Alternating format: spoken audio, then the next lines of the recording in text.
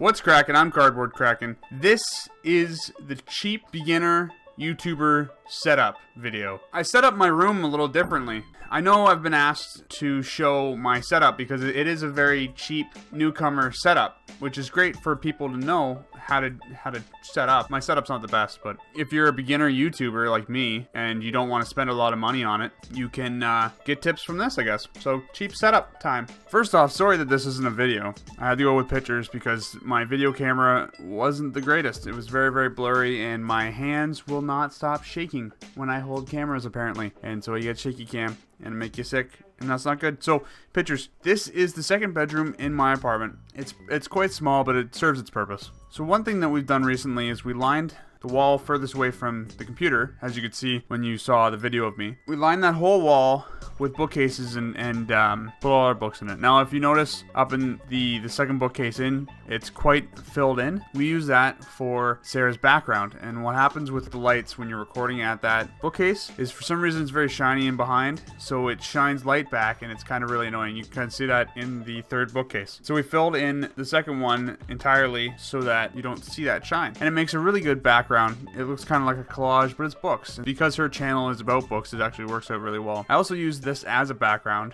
for game trailer reviews, and I'm probably going to use it for vlogs as well. I'm not entirely sure yet. Even though the room is pretty small, I have two desks. One for a writing desk, one for the computer. The writing desk actually has a second function with recording because I can set it up to put a tripod on or whatnot to make the tripod higher for the camera, or set up the mic somewhere else. Or if you've seen with game trailer reviews now, me and my brother sit at the desk, which is that desk, so that we have somewhere to put laptops and whatnot. And you can see my boss computer, which isn't very boss, but it's a pretty decent computer. So the main part of this whole video is to show you what I use to make videos, and this is my setup right here. I have a 2-monitor setup. I only really use the one on the left. The secondary one is for watching TV shows or whatnot when I'm doing other things. The dual monitor really helps when editing videos. When I'm using editing programs, it shows a preview of what the video looks like, and it also has like effects and stuff like that. So I put the effects and the video preview on the right screen, and then on the left screen I like to have the entire timeline filling up that screen just so it's easier to cut. So it's nice having the two monitors for editing purposes. This camera you'll see a lot of YouTubers using. It's one of the most expensive Logitech webcams. I think it is the most expensive Logitech webcam. It is the 920 HD, I believe. All this will be in the description, by the way, so if you want to just go down there, click away to links. This is probably the best camera that I could use in this situation. Now, there's one thing wrong with this camera. If you sit more than like 1.5 meters away, it gets very blurry. Like you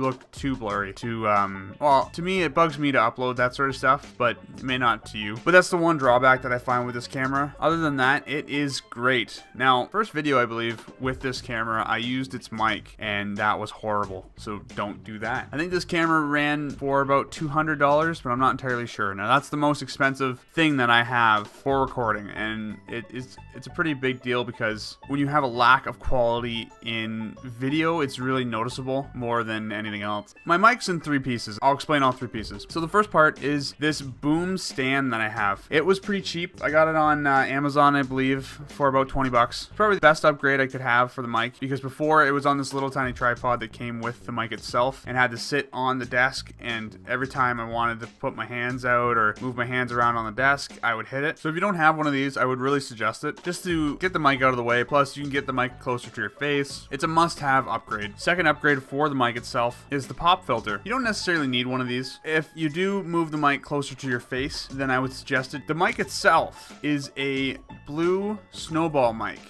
They're more inexpensive mics, and it sounds great. Like, you can hear me right now. It has great clarity for the price. I think it cost me like 60 bucks. Now, a lot of people, they'll go out and they'll buy the Blue Yeti, which I think is like 100 and something or 200. And I believe as a beginning YouTuber, that's a waste of money. There's no reason to go to that expensive of a device at this point. Being a beginning YouTuber, I wouldn't spend too much money on the mic as long as it sounds clear. This sounds great. So lighting is is a big thing when you do a face cam. The best way of doing lights is to have one on either side of you. Therefore, you wouldn't have a weird shadow across your nose. You don't have this just weird casting shadows on your face. You'll want 2 lights on either side of you. These are cheap lights. I think they cost me $12 each light, and then the light bulbs inside came for 2 for like $6. So for about 30 bucks, you have 2 lights that work out really well. They kind of make a reddish tone, and I'll show you. This is what it looks like before I edit the tone and colors. Then what I'll do is I'll go in and I'll decrease the reds, because the lights sort of an orangey tone when they come out. They're not full white. So by dropping the reds, I get to this, and it looks great. It looks like I'm having bright white lights at me. There is a workaround to having this orangey sort of tone lights. So I put them on either side of me to get the light going at me, and it's cheap, as well as I have this curtain up. Now, this is a new thing I've done. Before, I used to have Bristol board, white Bristol board. And the reason why I put it there is because my room is like this tannish weird color that the room came in. I didn't paint it this color. To get away from shining another source of unwhite light back at me from the lights itself, I put up white Bristol board before. White Bristol board was actually better than this stuff, or this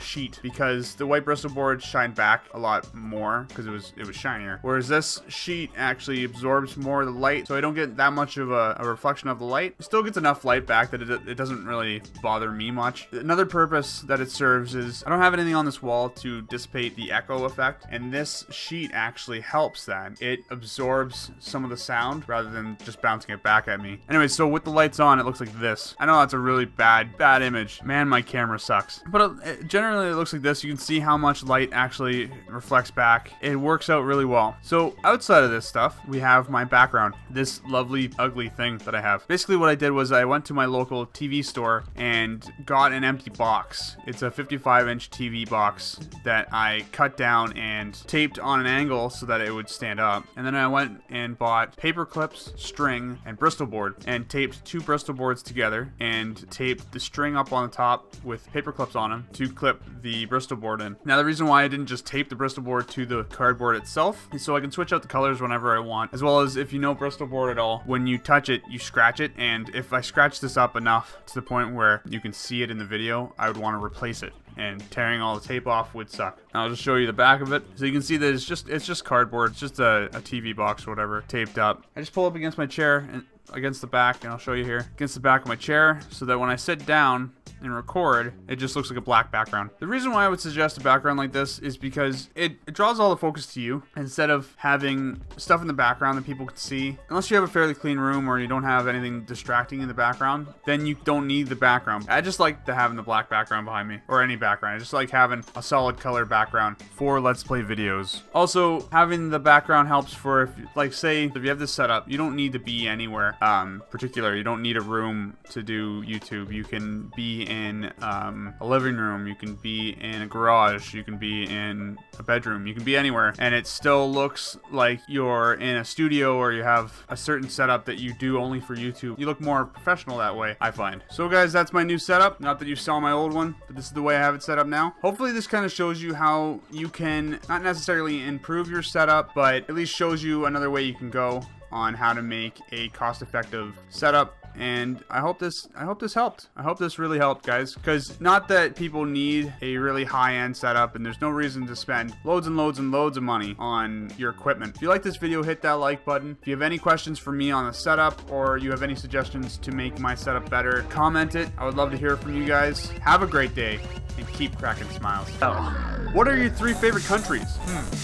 I don't know really what you mean by that, other than like what countries I'd want to go to or live in. I guess my first country of favorite would be number 1 would be Canada, because that's where I'm from. So that's kind of biased, but whatever. It's my questions and my answers.